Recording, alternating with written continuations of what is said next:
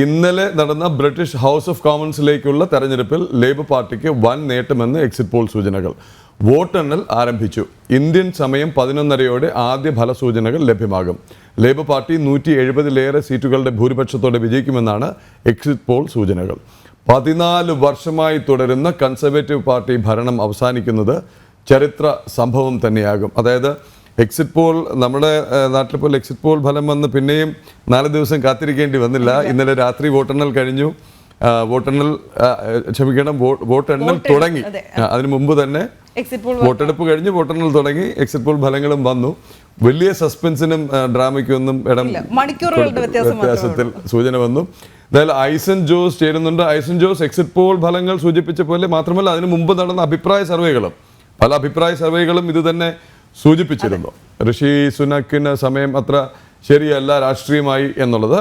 അപ്പോൾ സൂചന labour party 3 ടേമിന് ശേഷം അല്ലെങ്കിൽ ഒരു 1.5 പതിറ്റാണ്ടിന് ശേഷം അധികാരത്തിലേക്ക് എത്തുന്നു എന്നും കൺസർവേറ്റീവ് ഭരണം അവസാനിക്കുന്നു എന്നുമാണ്. ഐസൺ ഉണ്ട് എന്നാണ് മനസ്സിലാക്കുന്നത്. ഐസൺ, എന്തായാലും പ്രതീക്ഷിച്ച പോലെ തന്നെ ലേബർ പാർട്ടിയുടെ മുൻതൂക്കം.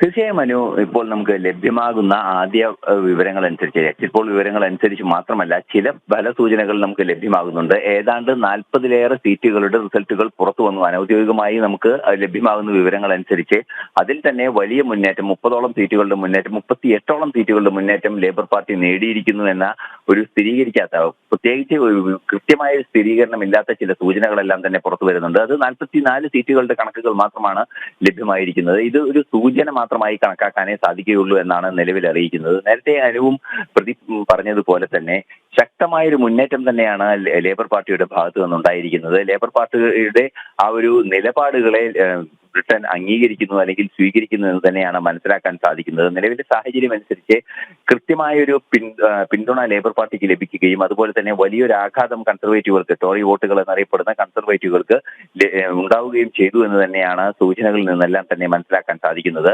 ഈ എക്സിറ്റ് പോളുകൾ യാഥാർത്ഥ്യമാവുകയാണെങ്കിൽ അല്ലെങ്കിൽ എക്സിറ്റ് പോളുകളിലെ അന്തസത്ത പൂർണ്ണമായും ഉൾക്കൊള്ളുകയാണെങ്കിൽ 410ഓളം സീറ്റുകളിലായിരിക്കും, 680-ൽ 410ഓളം സീറ്റുകളിലായിരിക്കും കീർ സ്റ്റാമർ നേതൃത്വം നൽകുന്ന ലേബർ പാർട്ടി ഭൂരിപക്ഷം നേടുക എന്നാണ് മനസ്സിലാക്കാൻ സാധിക്കുന്നത്. അങ്ങനെയെങ്കിൽ ബ്രിട്ടന്റെ ചരിത്രത്തിലെ തന്നെ വലിയൊരു മുന്നേറ്റമായി അത് മാറാനുള്ള സാധ്യതയുണ്ട്.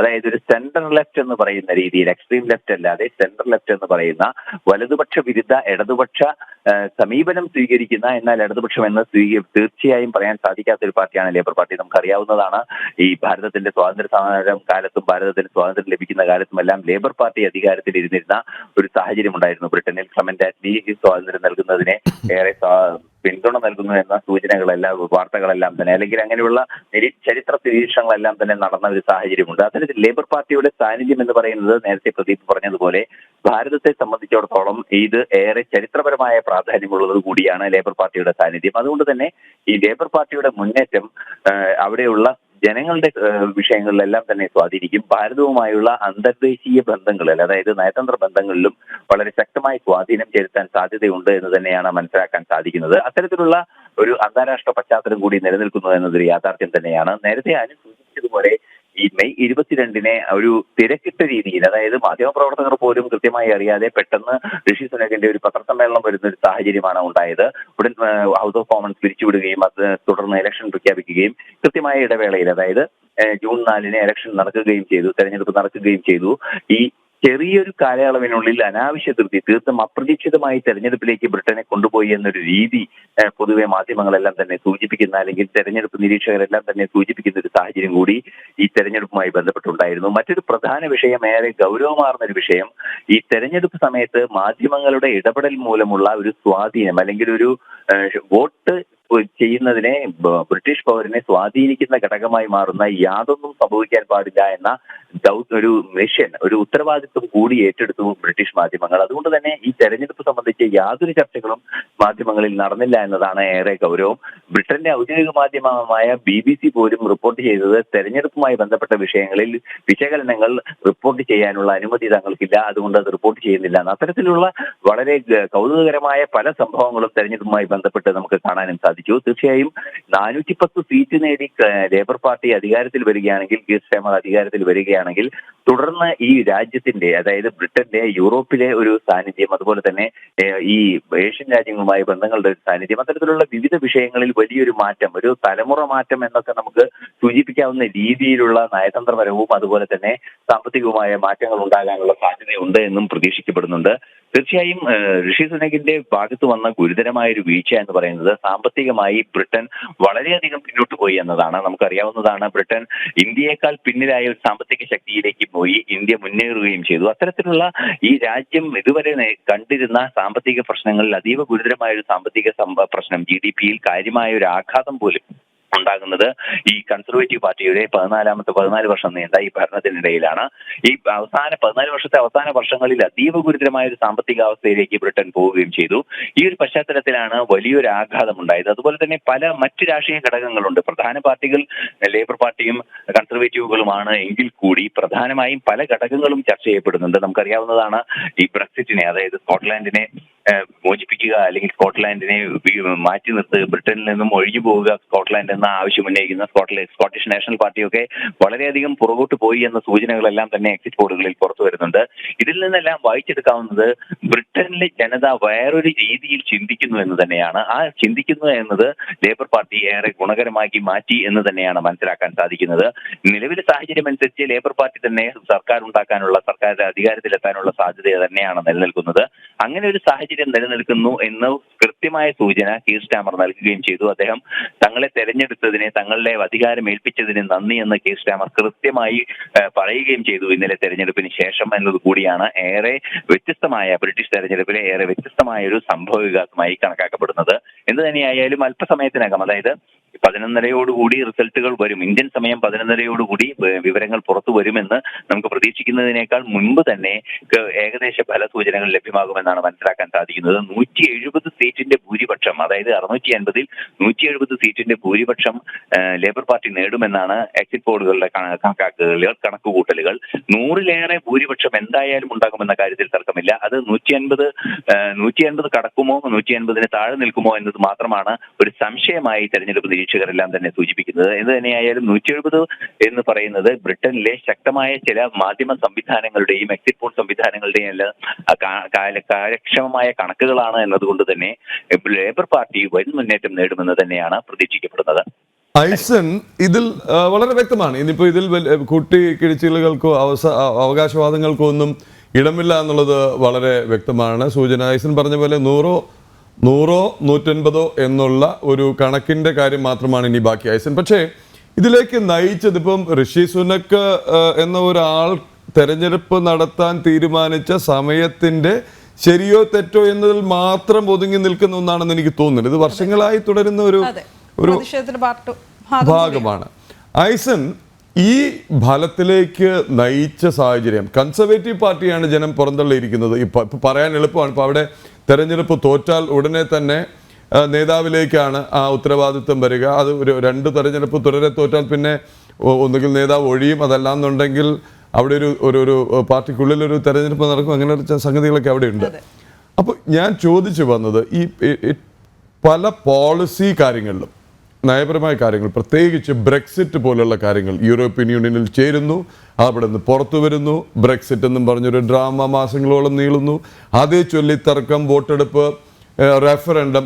ഐസൻ, ഈ പോളിസി കാര്യത്തിൽ, അതല്ലെങ്കിൽ ഏറ്റവും സുപ്രധാനമായ കാര്യം യൂറോപ്യൻ യൂണിയന്റെ ഭാഗമായി നിൽക്കണമോ വേണ്ടയോ എന്നുള്ള കാര്യത്തിലെ തുടക്കത്തിലെ തീരുമാനം മുതൽ മലക്കം മറിഞ്ഞത് വരെയുള്ള ആശയക്കുഴപ്പങ്ങൾ, അതുണ്ടാക്കിയ സാമ്പത്തിക അനിശ്ചിതത്വം, ഇതൊക്കെ തന്നെയല്ലേ കൺസർവേറ്റീവ് പാർട്ടിയുടെ തകർച്ചയിലേക്ക്, വീഴ്ചയിലേക്ക് നയിച്ചിരിക്കുന്നത്? തീർച്ചയായും കൺസർവേറ്റീവ് പാർട്ടിയുടെ വീഴ്ചയിലേക്ക് ഈ കാര്യങ്ങളെല്ലാം തന്നെ ഒരു കൃത്യമായ പ്രശ്നങ്ങളായി മാറി എന്ന കാര്യത്തിൽ തർക്കമില്ല. കാരണം അന്താരാഷ്ട്ര നയരൂപീകരണത്തിൽ കൺസർവേറ്റീവ് പാർട്ടിയുടെ പല നയങ്ങളും, അതല്ലെങ്കിൽ ചില പോളിസി ഫോർമുലേഷൻസിലെല്ലാം തന്നെ കൺസർവേറ്റീവ് പാർട്ടിക്ക് അകത്ത് ചർച്ച നടക്കുന്നില്ല. അതുപോലെ തന്നെ പാർട്ടി അത് സംബന്ധിച്ച കൺസൾട്ടേഷനുകൾ നടത്തുന്നില്ല എന്ന അതീവ ഗുരുതരമായ ഒരു വിമർശനം നേരത്തെ പ്രദീപ് പറഞ്ഞതുപോലെ കാര്യമായി ഉണ്ടായിരുന്നു ബ്രിട്ടനിൽ എന്ന കാര്യത്തിൽ തർക്കമില്ല. കാരണം ഇത്തരത്തിലുള്ള അന്താരാഷ്ട്ര നയരൂപീകരണങ്ങൾ, അത് ഡിസ്ഇൻവെസ്റ്റ്മെന്റ് ഇൻവെസ്റ്റ്മെന്റുകളാകാം, അതുപോലെ തന്നെ കാലങ്ങളായി ബ്രിട്ടനിൽ ഉണ്ടായിരുന്ന പൊതുമേഖലാ സ്ഥാപനം അല്ലെങ്കിൽ കൂടി ബ്രിട്ടന്റേതായ സ്ഥാപനങ്ങളെല്ലാം തന്നെ ഡിസ്ഇൻവെസ്റ്റ് ചെയ്യുന്ന ഒരു സാഹചര്യം ഉണ്ടായിരുന്നു. ഈ സാഹചര്യത്തിലെല്ലാമാണ് ബ്രിട്ടനിൽ തന്നെ ഉണ്ടായിരുന്ന നിക്ഷേപ നേട്ടങ്ങളെല്ലാം തന്നെ ബ്രിട്ടന് പുറത്തു പോകുന്ന ഒരു സാഹചര്യം ഉണ്ടായി. അത്തരത്തിലുള്ള വിവിധങ്ങളായ ചില സാമ്പത്തിക നിലപാടുകളിലെ സാങ്കേതികമായ പ്രശ്നങ്ങൾ മൂലം, അതായത് ഈ കണക്കുകളുടെ കളികളിൽ ഉണ്ടാകുന്ന ആഘാതങ്ങൾ മൂലം ബ്രിട്ടന്റെ സാമ്പത്തിക വ്യവസ്ഥ നേരെ പിന്നോക്കം പോകുന്ന ഒരു സാഹചര്യം ഉണ്ടായി. തീർച്ചയായും ബ്രെക്സിറ്റ് പോലുള്ള വിഷയങ്ങളിലെ ഒരു നയപരമായ തീരുമാനമില്ലാത്ത ഒരു സാഹചര്യം, അത് മുന്നോട്ട് പോകുന്നു, ജനം അംഗീകരിക്കാതെ വരുന്നു. അത്തരത്തിലുള്ള നിരവധിയായ പ്രശ്നങ്ങൾ ബ്രിട്ടനെ ഒരു രാജ്യമായി, പഴയ സൂര്യനസ്തമിക്കാത്ത സാമ്രാജ്യത്തിന്റെ സ്വഭാവത്തിൽ ബ്രിട്ടനെ കൊണ്ടു നടക്കുക സാധ്യമല്ല, അല്ലെങ്കിൽ ബ്രിട്ടൻ എന്ന് പറയുന്ന ആ രാജ്യം അങ്ങനെ നിലനിൽക്കാനുള്ള സാധ്യം ഇപ്പോൾ ഇല്ല എന്ന തിരിച്ചറിവിന്റെ വീഴ്ച ഗുരുതരമായി കൺസർവേറ്റീവുകൾക്ക് ഉണ്ടായി എന്ന് തന്നെയാണ് മനസ്സിലാക്കാൻ സാധിക്കുന്നത്. മാത്രമല്ല മറ്റു ചില ബാധ്യതകൾ, അതായത് ആഗോള തലത്തിലുള്ള ബാധ്യതകൾ, സൈനികമായ ചില പ്രതിരോധ സംവിധാനങ്ങൾ ഒരുക്കുന്നതിന് നമുക്കറിയാവുന്നതാണ്, സുരക്ഷാ കൗൺസിലൊക്കെയുള്ള ശക്തമായ സാന്നിധ്യമുള്ള രാജ്യമായതുകൊണ്ട് തന്നെ ലോകം മുഴുവനുള്ള പല കാര്യങ്ങളിലും ഒരു വലിയ ഹ്യൂജ് എക്സ്പെൻഡിച്ചർ ബാധ്യത ഈ ബ്രിട്ടനെ സംബന്ധിച്ചിടത്തോളം വന്നിരുന്നു. ഈ ബാധ്യതകൾ കൂടിയായപ്പോൾ പല ഇടപെടലുകളും, ഈ രാജ്യത്തിന്റെ ഇടപെടലുകളെല്ലാം തന്നെ രാജ്യത്തെ ജനങ്ങളുടെ താല്പര്യങ്ങൾക്ക് വിരുദ്ധമാവുകയും എന്നാൽ രാജ്യത്തിന്റെ സാമ്പത്തിക ശക്തിയെ വല്ലാതെ പിന്നോട്ടടിക്കുകയും ചെയ്യുന്ന, സാമ്പത്തിക സ്ഥിതിയെ വല്ലാതെ പിന്നോട്ടടിക്കുകയും വലിയ ചെലവുകളിലേക്ക് രാജ്യം എത്തിപ്പെടുകയും ചെയ്യുന്ന ഒരു സാഹചര്യം ഉണ്ടായി. ഇതെല്ലാം അവിടെയുള്ള സാമൂഹ്യക്ഷേമ പ്രവർത്തനങ്ങളെ ബാധിച്ചു, അതുപോലെ തന്നെ അവിടെയുള്ള തൊഴിൽ ലഭ്യതകളെ ബാധിച്ചു. നിക്ഷേപങ്ങൾ, അതായത് അവിടെ ഉണ്ടാകുന്ന ഇൻവെസ്റ്റ്മെന്റുകളിൽ നിന്നുണ്ടാകുന്ന വൻ ലാഭത്തിന്റെ അല്ലെങ്കിൽ അതിൽ നിന്നുണ്ടാകുന്ന നേട്ടങ്ങളുടെ എല്ലാം പുനർനിക്ഷേപങ്ങൾ അസാധ്യമായി വരുന്ന ഒരു സാഹചര്യം ഉണ്ടായതോടെ ഒരു കൃത്യമായ ഒരു ജനറേഷൻ, അതായത് ജോബ് ജനറേറ്റീവ് ആക്ടിവിറ്റി എന്ന് പറയുന്ന ആ ഒരു സാമ്പത്തികമായ കൃത്യമായ മുന്നേറ്റങ്ങളിലെല്ലാം തന്നെ വൻ ആഘാതം സംഭവിക്കുകയും അതുപോലെ ഇമിഗ്രേഷൻ വിഷയങ്ങളിലെല്ലാം തന്നെ പലതരത്തിലുള്ള തീരുമാനങ്ങൾ എടുക്കുന്ന ഒരു വിഷയമുണ്ടായി. ഇത്തരത്തിലുള്ള പ്രശ്നങ്ങളെല്ലാം തന്നെ അത് ഒരു ആഘാതമായി ഭവിച്ചു. അത് അവിടെയുള്ള യുവജനതയെ വലിയ രീതിയിൽ ഒരു ചിന്താക്കുഴപ്പത്തിൽ എത്തിക്കുകയും ആ ചിന്താക്കുഴപ്പം തീർച്ചയായും ലേബർ പാർട്ടിക്ക് വോട്ടായി മാറുകയും ചെയ്തു എന്ന കാര്യത്തിൽ തർക്കമില്ല. യുവജനതയുടെ ഒരു തിരിച്ചടി, അവരുടെ ഭാഗത്തു നിന്നുണ്ടായ കൺസർവേറ്റീവുകൾക്ക് കിട്ടിയ ഒരു തിരിച്ചടി തന്നെയാണ് പ്രധാനമായ ഒരു ലോസായി കണക്കാക്കപ്പെടുന്നത്. അതിന് കാരണമാകുന്നത് തൊഴിലില്ലായ്മ വർദ്ധിച്ചതും അതുപോലെ തന്നെ സാമ്പത്തിക സ്ഥിതി പിന്നോക്കം പോയതും തന്നെയാണ്. ഈ ഒരു സാഹചര്യത്തിലാണ് മെയ് 20, 21 തീയതികളിൽ ചില സാമ്പത്തികമായി താൽക്കാലികമായ ഒരു മുന്നേറ്റം, അതായത് ആദ്യപാദത്തിൽ ഉണ്ടാകുന്ന മുന്നേറ്റം എന്നൊക്കെ പറയുന്നത് പോലെ സാമ്പത്തികമായി കുറെ കൂടി സുരക്ഷിതമായ ഒരു അവസ്ഥയിലേക്ക് ചില കണക്കുകൾ കാണിക്കുകയും കണക്കുകൾ പുറത്തു വരികയും ആ കണക്കുകൾ നമുക്കറിയാവുന്നതാണ്, പല റിസർവ് ബാങ്കിന്റെ കണക്കുകളെല്ലാം വരുന്നത് പോലുള്ള കണക്കുകൾ പുറത്തു വരികയും ആ കണക്കുകളുടെ അടിസ്ഥാനത്തിൽ അതിൽ പ്രതീക്ഷ വെച്ച് ഋഷി സുനക് തെരഞ്ഞെടുപ്പിലേക്ക് എടുത്തുചാടുകയും ചെയ്തു എന്ന വിമർശനമുണ്ട്. തീർച്ചയായും നേരത്തെ പ്രദീപ് പറഞ്ഞതുപോലെ ഈ നേതൃസ്ഥാനത്തുള്ള മാറ്റം കൺസർവേറ്റീവ് പാർട്ടിയിൽ ഉണ്ടാകാനുള്ള ചർച്ചകളും അതിൽ തെരഞ്ഞെടുപ്പ് തന്നെ ഉണ്ടാകാനുള്ള സാധ്യതയും ഇപ്പോൾ തള്ളിക്കളയാനാവില്ല എന്നാണ് മനസ്സിലാക്കാൻ സാധിക്കുന്നത്.